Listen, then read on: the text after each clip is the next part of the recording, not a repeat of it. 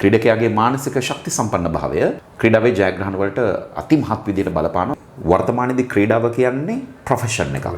මගේ සෙෂන්ස් ගැන චමරි අතපත්තු දන්නවා.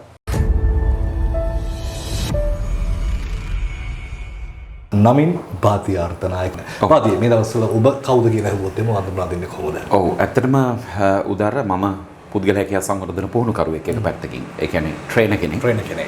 අනිත් පැත්තෙන් ගත්තාම මම ට්‍රාන්ස්ෆෝමේටිව් ලයිෆ් කෝච් කෙනෙක්. මේ කැටගරිස් දෙකම තියෙනවා. ඊට අමතරව NLP බිස්නස් ප්‍රැක්ටිෂනර් කෙනෙක්. මේ ඕනම විද්‍යාවක අවසාන අරමුණ බවට පත් වෙන්නේ මේ ඉන්න පුද්ගලයාව තවත් ඊට වඩා එහා තැනකට අරගෙන යන එක. ස්පෝර්ට්ස් මෙන්ටෝ කෙනෙක් ජර්මන් ජාතිකයෙක් කොහොමද හම්බ වෙලා කතා කරනවා. එහිදී ඔහු කියපු එක කාරණාවක් තමයි අනාගත ලෝකයේදී ක්‍රීඩකයාගේ මානසික ශක්ති සම්පන්න භාවය ක්‍රීඩාවේ ජයග්‍රහණ වලට අතිමහත් විදිහට බලපානවා. ඒ කියන්නේ මේක දියුණු වෙමින් පවතින විෂයක් කියලා. Human talent development. ඒ කියන්නේ පුද්ගලයාගේ දක්ෂතාවය දියුණු කිරීම කියන සාධකය තමයි මගේ පර්යේෂණය සහ මගේ කර්තව්‍ය බවට පත් වෙන්නේ. ලංකාවේ ටීම් එකට ක්‍රිකට් ටීම් එකට මොකද වෙලා තියෙන්නේ? වර්තමානයේදී ක්‍රීඩාව කියන්නේ සෙල්ලමක් නෙවෙයි. වර්තමානයේදී ක්‍රීඩාව කියන්නේ ප්‍රොෆෙෂන් එකක්. ලෝකයේ ක්‍රීඩාව ඉස්සරහට යනකොට ඒ ක්‍රීඩාව දියුණු වෙන්න නම් ලෝකයේ අති නවීන දැනුම අපි ඇබ්සෝබ් කරගත යුතු වෙනවා. ඒ වගේම කුසලතා දියුණු කිරීම පිළිබඳව අලුත් මානයන් වලට පිවිසිය යුතු වෙනවා. මේ දේවල් නොකරනව නෙමෙයි සමහර දේවල් කරනවා ඒගොල්ලෝ.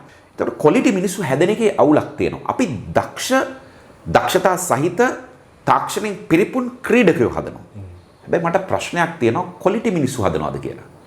ඉතින් මට පේන දේ තමයි අර කායිකව දියුණු කළ යුතු දේවල් බොහොමයක් අපේ ක්‍රීඩකයෝ දියුණු කරලා තියෙනවා. හැබැයි කන්සිස්ටන්සි තියෙනවද උදාර? නැහැ. ඒක රිද්මයක් විදිහට යන්නේ නැහැ. ගලන්නේ නැහැ. ඒකට බලපානවා මේ දිනදා ජීවිතේ ඒගොල්ලන්ගේ ඇතිවන උස් පහත් වීම. දැන් අපි ගොඩක් දිනේ කතා කරනවා දැන් ඉන්දියාව ටීම් එක ගැන ගත්තොත් ලංකාව ඉන්දියාවට බයද? ක්‍රීඩකයින්ට එහෙම ඒවා එන්න පුළුවන්.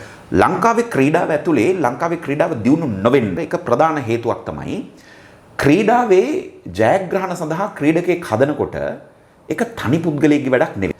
දැන් ක්‍රීඩාව වෙනස්. දැන් ක්‍රීඩාවේ ඔය හැම සෙක්ෂන් එකකටම අදාළ විශේෂඥයෝ බිහි වෙලා ඉන්නවා. ඒ කියන්නේ ක්‍රීඩකයෙක් බිහි කරනවා නම් ඒ ක්‍රීඩකයාට පුහුණුකරුවා ඉන්න ඕනේ, පෝෂණවේදියා ඉන්න ඕනේ, මානසික යෝග්‍යතා පුහුණුකරුවා ඉන්න ඕනේ, සම්බාහකයා ඉන්න ඕනේ, අභ්‍යාසකවරයා ඉන්න ඕනේ.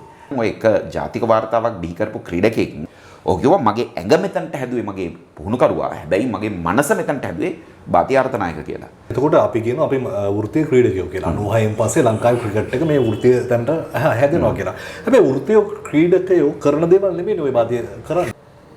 අපි කරන්නේ තව කෙනෙක් නොදකින දේ දකින්න එක. අපේ මයින්ඩ් එක මනස කියලා කියන්නේ ඔයාට එකපාර වැඩ දෙකක් කරන්න බෑ. මම කියන්නේ අපිට මැජික් කරන්න බෑ. උදාහරණ. නමුත් සමහර දේවල් තියෙනවා අපි ඇඩ්‍රස් කරන්න ඕනේ. මෙහෙමයි උදාහරණ. මම කියන දේ තමයි අපි යමක් දැන් පටන් ගත යුත්තේ ජාතික කණ්ඩායමෙන් නෙවෙයි. මං කියනවා හැමතිස්සෙම මේ හරි ප්‍රශ්නේ නෙමෙයි මේ තාම ඇඩ්‍රස් කරන්නේ.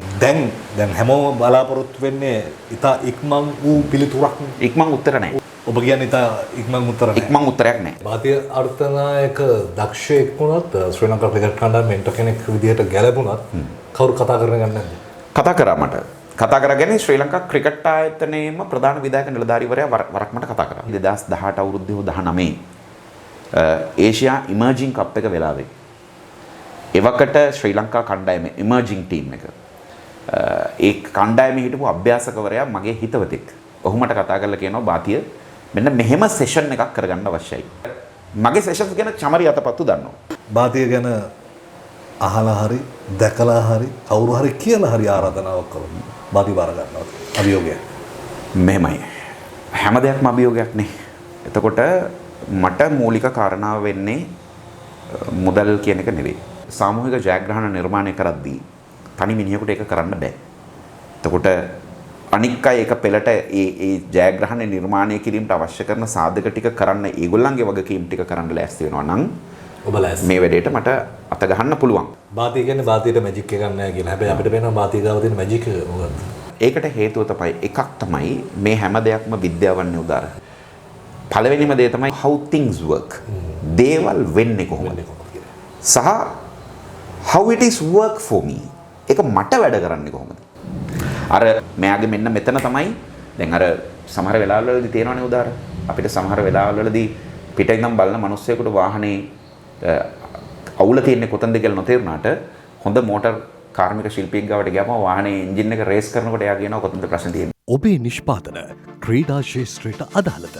එසේනම් ඉහළ ප්‍රතිචාර සඳහා ලංකාවේ අංක 1 ක්‍රීඩා නාලිකාවේ ඔබේ දැන්වීමත් ප්‍රචාරය කරගන්න. දැන්ම අප අමතන්න 07 267 73 77